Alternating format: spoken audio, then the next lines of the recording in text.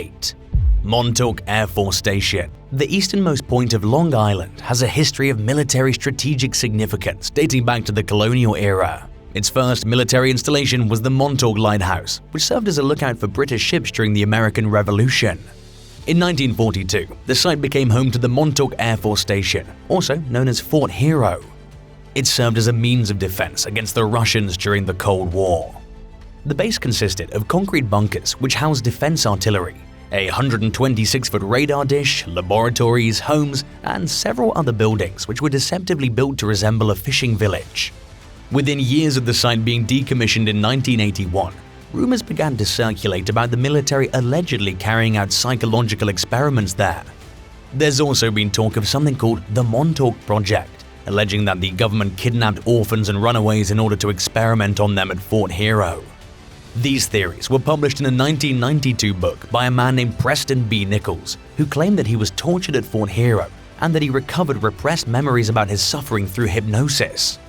After he wrote his book, numerous other people came forward with similar claims. And while most of the allegations have been debunked, the wild tales about the base live on and even inspired the popular Netflix series Stranger Things. What's left of the base is now part of a state park.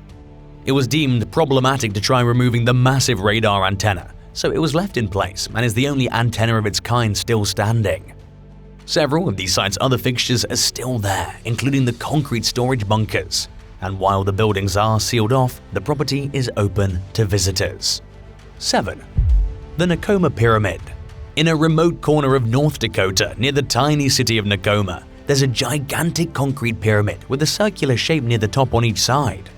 It's surrounded by several small rectangular buildings and it's officially known as the Stanley R. Mickelson Safeguard Complex. However, it's referred to by locals as the Pyramid of North Dakota. The bizarre site was developed during the 1960s at the height of the Cold War.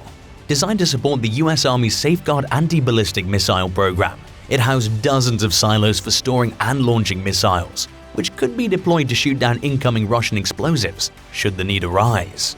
But the $6 billion complex only operated for 4 months before it closed due to the overwhelming costs associated with running it.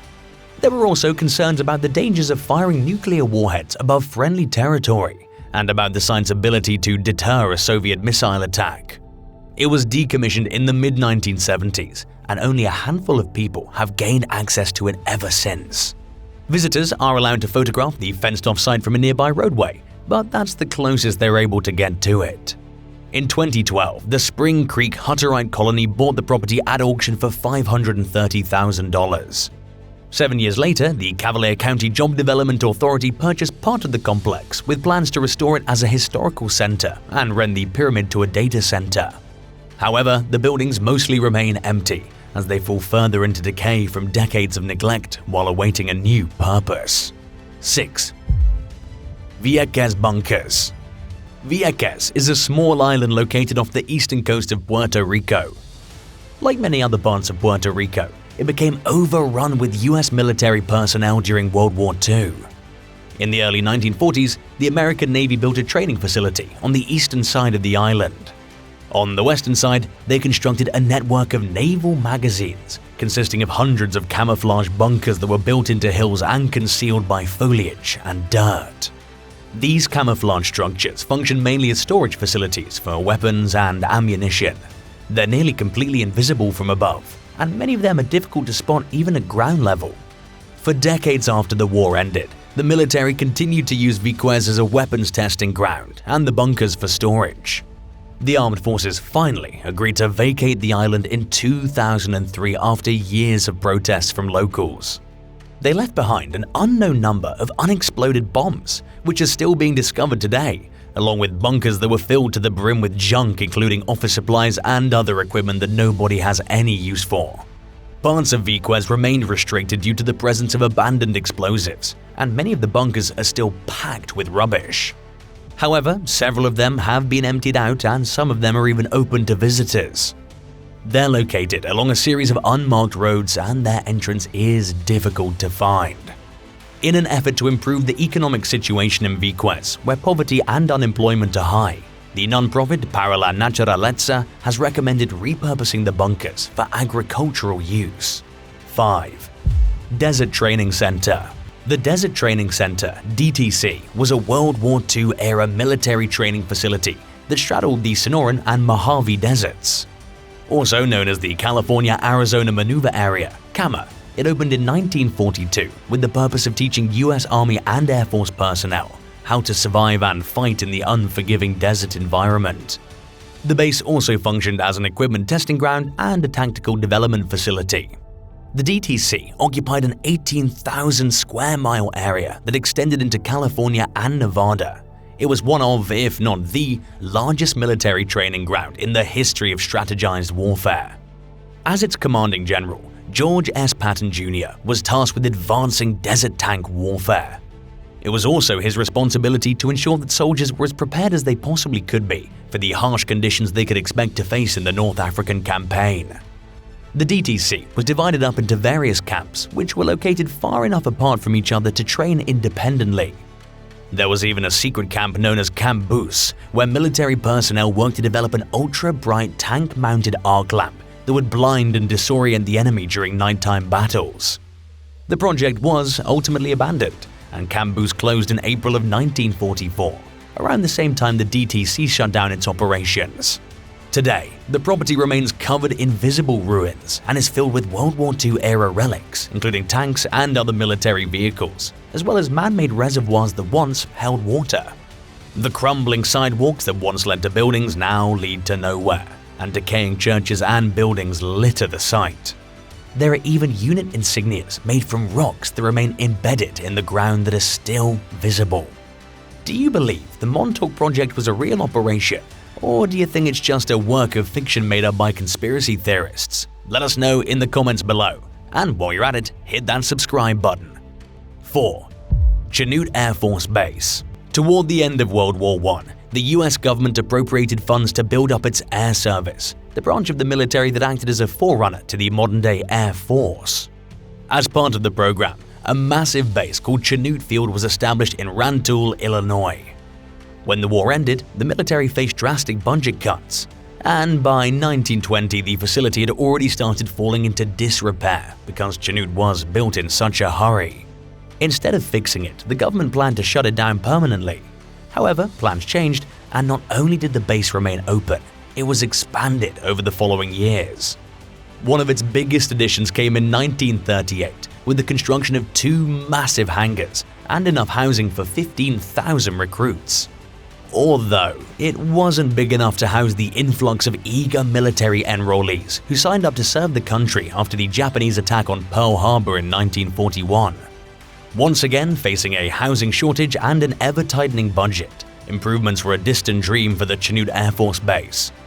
Its population peaked at 25,000 during this period, with many recruits being left with no choice but to live in tents. Despite its shortcomings, the base churned out some of the war's best and bravest fighters, including the famed all-black fighter squadron known as the Tuskegee Airmen. Toward the end of the Cold War, the US downsized its military and made plans to finally close Chanute. By the time it shut down for good in 1993, it had been in operation for 75 years and was the country's 3rd oldest military base. Parts of the property have been redeveloped as various types of businesses like motels and factories, but much of the site remains abandoned.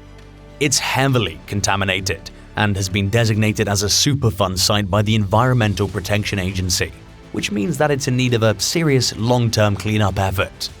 After sneaking onto the base, photographer Walter Arnold told Atlas Obscura that he was shocked by how deteriorated it was. He said that the property looked as though it had been abandoned for 50 years, despite closing less than 30 years ago. It was covered in graffiti, mold, and asbestos, and the ground was littered with ceiling tiles and other debris. According to Arnold, in addition to causing massive pollution, the closure of Chanute devastated the local economy. Half the population left and home values plummeted, and the area is reportedly still recovering today. 3. Fort Ord. Located along California's scenic Monterey Bay, Fort Ord's military use dates back to the First World War. It was officially designated as a US Army base in 1940 and was widely considered one of the most attractive locations of any military post in the country. Soldiers were more than happy to be stationed at the sprawling 28,000-acre oceanside property, which is known for having warm, beautiful weather year-round. The site now consists of 42 buildings, including barracks, administrative centers, a sewage treatment plant, a soldiers' club, and more. At its peak, Fort Ord was home to around 50,000 troops, and as many as 1.5 million soldiers trained there in the nearly 80 years it was in operation. During the late 1980s, it became clear that human activity had taken a heavy toll on the area. Fort Ord was heavily polluted with civilian and commercial waste, along with underground tanks that were leaking petroleum into the soil. As the US downsized its military toward the end of the Cold War, the property was slated for closure. The base officially closed in 1994, and extensive cleanup efforts ensued. In 2012, former President Barack Obama designated Fort Ord as a national monument. Around 20% of its original buildings still stand today, including a former veterinary hospital for war horses. The site is home to several golf courses that were once only open to military members but are now open to the public, and you can find over 83 miles of recreational trails here as well. The Veterans Transition Center, which helps homeless veterans get back on their feet, is also located on the property. 2. North Concord Air Force Base. Hidden on a mountain in the remote wilderness of East Mountain, Vermont, the North Concord Air Force Base began operating in 1956 as a radar base for monitoring early signs of a nuclear attack. It was managed by 174 staff members who lived in a collection of tin and steel huts situated a little lower on the mountain, known as Quonset Village. Employees guarded the base around the clock to ensure that no intruders made their way onto the base. To prevent damage from afar, the radar towers were topped with inflatable white domes. In 1962, the site was renamed the Lyndonville Air Force Station. It only operated for a year under its new name, before the government shut it down due to expensive operating costs and rapidly advancing technology, which had rendered the base equipment obsolete. The site is in ruins today, and is dangerous to explore due to its deteriorated state. Someone even fell to their death while exploring an old tower on the property during the 1990s, and the abandoned base has only fallen further into decay since then. In addition to its military past, the area is famous for an alleged UFO sighting that occurred in 1961. Just a few hours after personnel at the base spotted a mysterious object in the sky, unlike anything they'd ever seen before, a couple named Betty and Barney Hill claimed that they were abducted by aliens in nearby Franconia Notch, New Hampshire. To this day, many wonder if there was a connection between the two strange events that took place that evening. 1. Nike missile bases. During the Cold War, the US government established nearly 300 missile bases in an effort to develop the country's first operational anti-aircraft missile system. Between 1954 and the 1970s, these sites housed some of the period's most destructive supersonic surface-to-air missiles and were prepared to launch them at all times in the event of a Soviet bomber attack. However, the threat of an air attack lessened, and a new threat arose as the Soviets began developing intercontinental ballistic missiles, or ICBMs. Naturally, the US government felt the need to start its own ICBM project, which would cost a lot of money. And as America's involvement in Southeast Asian affairs deepened, cutting back on the costs associated with the US military's growing presence in the region was not considered to be an option. Instead, the government decided to start closing down Nike bases, which were becoming obsolete anyway. The number of active bases started decreasing during the mid-1960s, and by 1974, all the sites were closed. The remnants of some 265 properties are still visible today, but eventually they'll all be reclaimed by nature, redeveloped by private buyers, or repurposed by the military. Which of these abandoned military bases would you most like to visit? Let us know in the comments below, and don't forget to subscribe. Thanks for watching, and we'll see you next time. Bye!